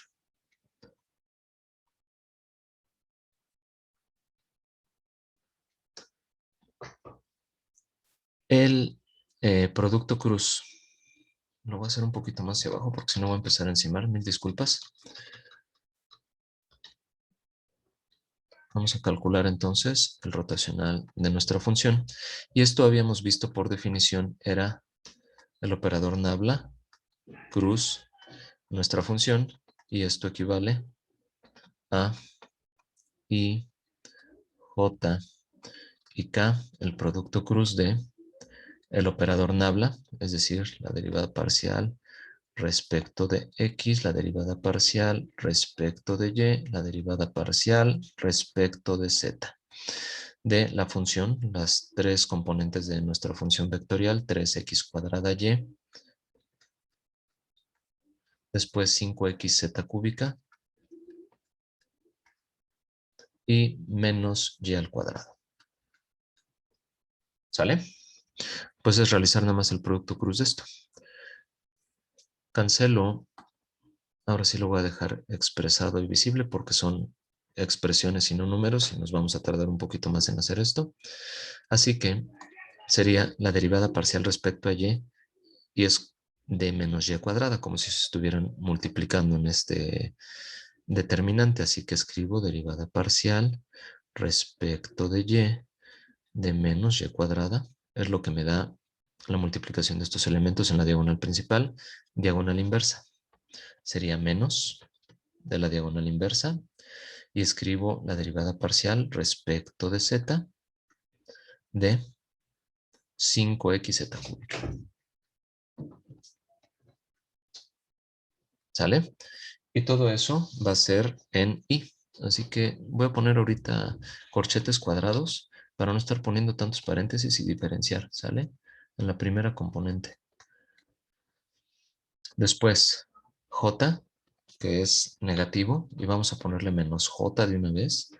Es el único que voy a invertir en orden. Voy a escribir primero el vector con todo y su signo para no cometer errores de signo como tal a la hora de realizar las operaciones. Menos j, de una vez lo escribimos, y por el determinante que me queda, que sería la derivada parcial respecto a x de menos y cuadrada, derivada parcial respecto de x de menos y cuadrada, menos diagonal inversa, que sería la derivada parcial respecto de z de 3x cuadrada y.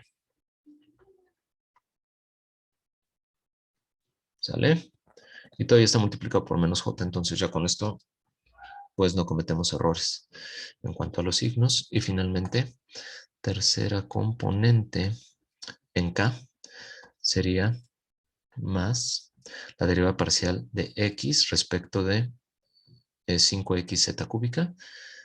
Vuelvo a poner corchetes, derivada parcial de X respecto a X, perdón, de 5xz cúbica menos diagonal inversa menos la derivada parcial respecto de Y de 3x cuadrada Y. Todo esto por el vector K. Escribo la simplificación en la parte de abajo. Rotacional de nuestra función va a ser igual a, pues empiezo a hacer las derivadas que están expresadas. ¿Cuánto vale, porfa, chicas y chicos, la derivada parcial de menos y cuadrada respecto de Y? Menos 2y. Exacto. Seguimos calculando. Muchísimas gracias. Menos 2 veces Y. Después, menos la derivada parcial respecto de Z de 5x Z cúbica. ¿Cuánto vale esto respecto de Z derivada? Menos 15x 15x z cuadrada. cuadrada. Perfecto. Menos 15xz cuadrada menos 15 veces x z al cuadrado. Y esto es en la primera componente, ¿estamos de acuerdo? Así que ya le colocamos su coma. Después, segunda componente. Hay que multiplicarlo todavía por menos 1, pero primero vamos a hacer las derivadas. ¿Cuánto vale la derivada parcial respecto de x de menos y cuadrada? 0. Y respecto de z de 3x cuadrada y. 0. Y con el menos, pues 0 también, ¿verdad? Segunda componente en 0. Tercera componente. ¿Cuánto vale la derivada parcial respecto de x de 5x z cúbica? 5z cúbica. Muy bien. Y a ello le tenemos que restar la derivada respecto de y de 3x cuadrada y. Menos 3x cuadrada. Así es. Menos 3x al cuadrado. Ok, pues entonces, si ustedes analizan, lo que ya tenemos es una función vectorial que es el rotacional y que se obtiene como el operador Nabla-Cruz con la función, ¿sale? Y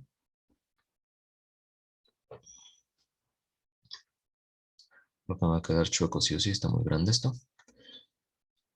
La diferencia entonces entre la divergencia y el rotacional es que la divergencia es una función escalar y el rotacional es una función vectorial. Sigo teniendo un vector que me representa a este rotacional de la función.